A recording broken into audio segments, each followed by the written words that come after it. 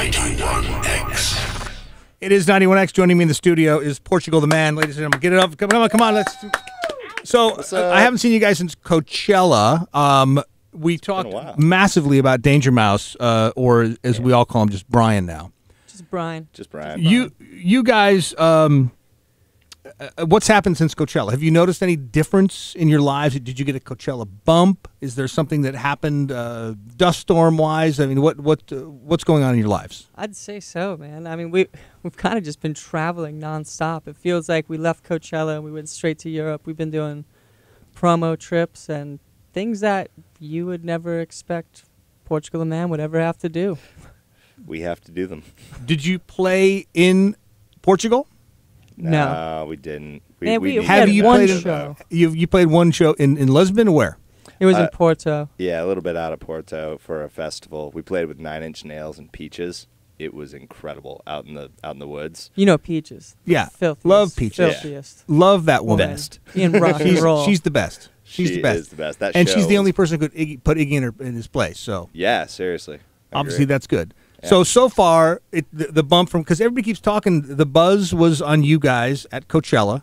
People thought it was just amazing, and it seems like that's not going to stop. Are you planning on putting the brakes on anytime soon? And I don't know if I can even slow down being this amazing. It's just, it's been one thing after another. As much as I hold him back, he keeps going. Just try and hold me back. Try and stop me. All right. What is the one thing that you can share with our listeners that you've learned since Coachella? Not just like in your lives, but since Coachella. What's the one thing that you kind of discovered in your travels that would be mind-blowing to the people in San Diego? I don't know if it's mind-blowing, but definitely on a few different trips, we had our publicist or a PR person or label person say, man, thank you guys so much for doing all of this. No band gets up at 5 in the morning and goes to bed at 4 in the morning. No bands do this stuff.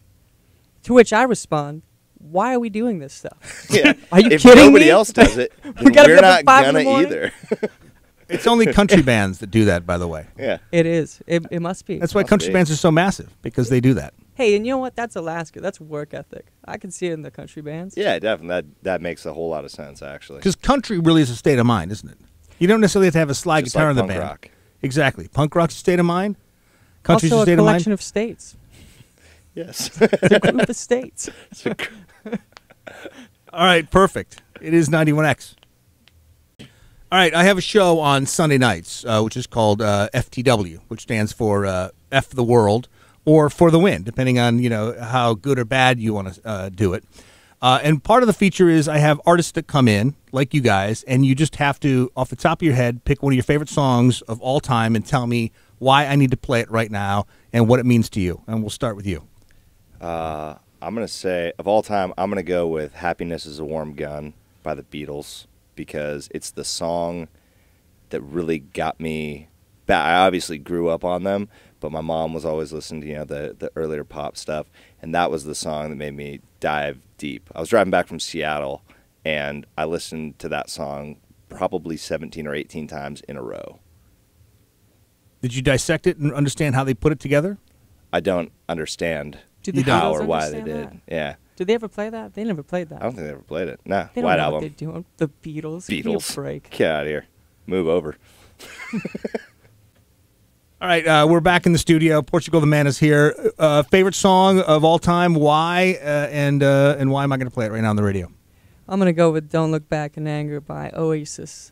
That was the thing I heard in high school. I grew up on oldies music. I didn't realize that people could rip off the Beatles and make such great songs. Good work, Oasis. We're learning. All right, 2 more questions for each of you. The song that you've written, that you stole a riff from another song, but you haven't told anybody yet, is what? On our first album, we have a song called Gold Fronts, and I ripped off a transitional walk-up from Careless Whisper by Wham.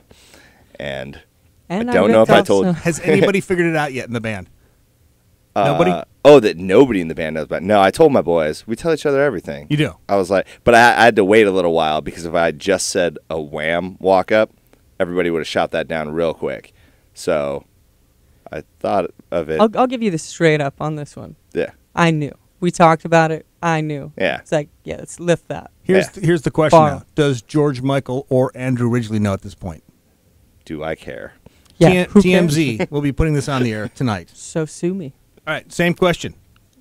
Riffs, lyric line, melodies that you've stolen without telling anybody. I know there's a couple. What is it? Should we have our lawyers present for this? No, or- this is confessional time here. I am your priest. Man, our first record, I was learning to play guitar at the time. I didn't know how to play. I was chopping things up, just learning how to use the recording programs that we were using at that time. And I pretty much took We Can Work It Out from the Beatles on our first track and Blackbird.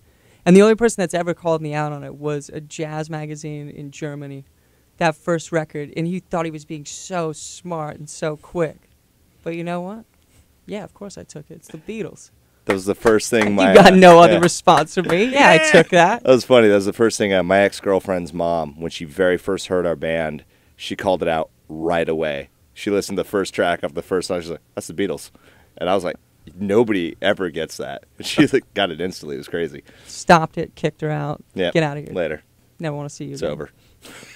All right, it's 91X. 91